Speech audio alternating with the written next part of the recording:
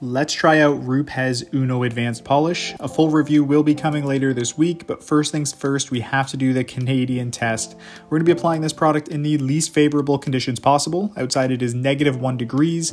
It is also very lightly snowing, and this product is supposed to cure for 4 hours before getting wet. On top of that, I did the worst prep wash I could think of. I ran this through the automatic car wash. That means no clay bar or decontamination prior.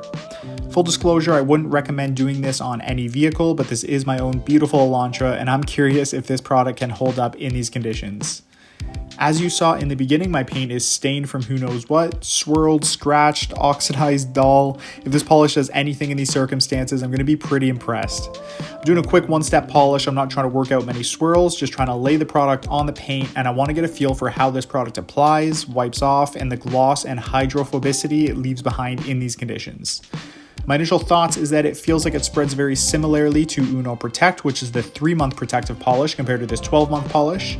I always shave off a good 25 to 50% of that just to be safe, so I'm going to call this a 6-month polish.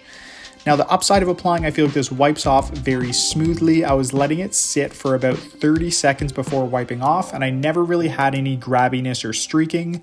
I saw an instant boost in gloss, which was nice, and not that you should ever have to worry about this if you're polishing properly, but even the snowflakes settling on the paint didn't make this smear much at all. My initial thoughts on the Canadian test is that this will get a thumbs up. I'm excited to do a full review later this week and apply this product properly in ideal conditions. As you'll see, after some nice snow, this did bead up, and comparing it to nearby cars, I could tell it's definitely more hydrophobic. Go ahead and subscribe for daily detailing content and check the link in the description for the product and cordless polishing machine. Comment below with any questions you have.